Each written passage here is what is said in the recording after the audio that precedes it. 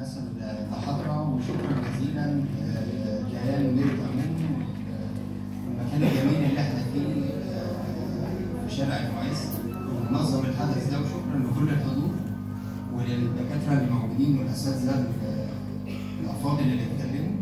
أنا عايز أتكلم عن حضارة مصر، لأن الحياة بدأت على أرض مصر. الحياة بدأت عندنا. الإنسان الأول عاش عندنا في أرض مصر، والحضارة بدأت هنا، والدين بدأ هنا، والفكر والعلم والتطور بدأ هنا، وكل ما لدينا من آثار في أرض مصر غير موجودة في أي مكان تاني في العالم بتنوعها الفكري والحضاري والتكنولوجي بيشهد بذلك. فعايزين نقول إن كل مصادر العلم في العالم خرجت من هنا. النظريات بتاعت الطب والهندسة والفلك كل ده خرج من مصر. أنا مش هطول على حضراتكم كتير، ولكن أنا بدعو الأجيال الجديدة اللي بتدرس علم الآثار والتاريخ وناوية تطلع إن شاء الله بإذن الله مرشدين سياحيين ودكاترة عظام في هذا المجال، إن هم يبحثوا كويس جدا. للأسف الشديد إحنا تعرضنا لعصور احتلال، وعصور الاحتلال دي أدت إن هي سرقت الحضارة بتاعتنا. التطور اللي ظهر في أوروبا ظهر بعد الحملة الفرنسية وخروجها، وبدأ إرسال وفود من العلماء اللي بيقولوا عليهم علماء وهم ما كانوش علماء ولا حاجة، واللي دخلوا نقبوا في آثارنا وخرجوا كل أسرارها وبدأوا يدرسوها كويس جدا في أوروبا علشان يستفيدوا منها. لازم نسأل نفسنا ليه الحملة الفرنسية 1798 قعدت بس لحد 1801، وليه جابت معاها آلاف العلماء ومطابع ورسامين؟ لازم نسأل نفسنا ليه الجيش بتاع الإمبراطورية العظمى اللي اسمها فرنسا اتحرك من مكان كل ده علشان يجي على أرضنا، يقعد المدة البسيطة دي بس ويجيب معاه كل الكم من العلماء دول. ليه بعد كده بعتوا سرقوا سقف دندرة؟ ليه بعد كده بعتوا لنا شامبليون علشان يترجم اللغة المصرية بتاعتنا القديمة أو الكتابة الهيروغليفية بتاعتنا بشكل خاطئ؟ شامبليون ما كانش مصري وما كانش بيجيد اللغة العربية وما كانش بيحمل جينات المصريين ولا يعرف حاجة عن ثقافتهم ولا يعرف حاجة عن حياتهم. يجب إعادة كتابة تاريخ مصر. لازم تاريخ مصر تعاد كتابته، لأن تاريخ مصر اتكتب على أيدي ناس ما هماش بيحملوا نفس ثقافتنا، ما هماش بيحملوا نفس فكرنا، ما هماش بيحملوا نفس عقائدنا ولا عاداتنا ولا تقاليدنا ولا أي حاجة. كمان شامبليون وغيره من اللي اشتغلوا في ترجمة اللغة المصرية القديمة لم تكن لديهم القدرة على ترجمة هذه اللغة لأنهم غير مصريين. فلازم ندقق كويس جدا جدا في هذا الكلام علشان نقدر نعيد التاريخ المصري اللي رغمه. مش معقولة يا جماعة الحضارة المصرية القديمة كل منشآتها ومنجزاتها اللي بيتكلموا عنها إنها بنت مقابر ومعابد جنازية، والكتاب المقدس بتاعهم اسمه كتاب الموتى. دي ناس موتى، دي ناس عايشة عشان تموت. دي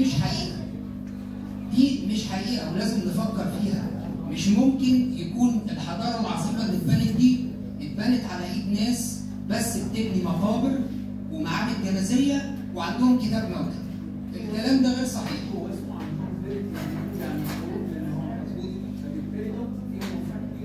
بالظبط، احنا مش عارفين الاسماء دي جت منين، مش عارفين الوظائف اللي ملهاش اي دليل دي في المعابد جت منين. فلازم نعيد الكلام دوت.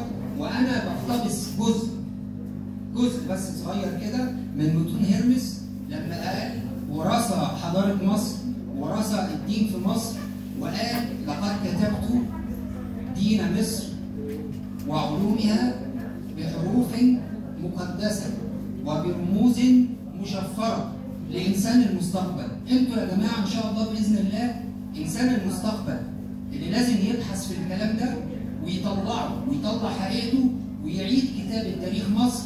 ولازم مش احنا اللي نطلع نسافر بره عشان ناخد شهادة في الآثار بتاعت بلدنا. عيب علينا لما نقبل ان احنا نطلع ندرس في المانيا ولا في امريكا ولا في فرنسا ولا في اي دوله اوروبيه علشان ناخد شهاده في الاثار المصريه. عيب علينا جدا جدا ان احنا نقبل كده. التاريخ بتاعنا احنا اللي نكتبه، واللي عايز يتعلم تاريخنا يجي يتعلمه عندنا، مش احنا اللي لازم نتعلم عندهم.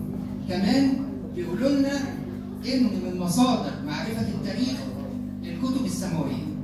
طيب ليه التاريخ المصري اعتمد في كتابته على التاريخ التوراتي فقط؟ هل القرآن الكريم ليس كتاب سماوي؟ طب إذا كان القرآن الكريم كتاب سماوي، ليه ما بنعتمدش عليه زي ما اعتمدنا على التاريخ التوراتي؟ ليه حضارة مصر اتأرخت ل 7000 سنة فقط مع إن عندنا أدلة أثرية بتثبت إن تاريخ مصر بيعود لقبل كده؟ ليه؟ ده بسبب التاريخ التوراتي. فإحنا عايزين نعيد كتابة تاريخنا، عايزين إحنا اللي نتكلم عن حضارتنا، إحنا اللي نترجم لغتنا، إحنا اللي تبقى عندنا الأكاديميات والأماكن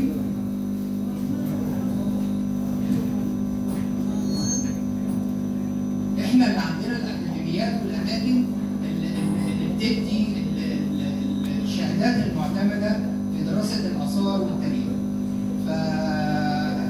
فمصر حضاره نطقت الحجر وعلمت البشر واضاءت بنورها الريف والحضر، وان شاء الله باذن البركه في حضراتكم، ان شاء الله باذن الله البركه في حضراتكم ان انتم ان شاء الله باذن الله تعيدوا كتابه هذا التاريخ. لو لم نتمكن حاليا من هذا فلازم تبحثوا ولازم تدوروا، استفيدوا من الدكاتره، استفيدوا من الكتب اللي ما اتغيرتش من 200 وشويه سنه، ولكن فكروا في الاضافه، فكروا تضيفوا ده، وفكروا ان لازم تاريخنا احنا اللي ندرسه واحنا اللي نتكلم عنه افضل من اي حد. مش عايز اطول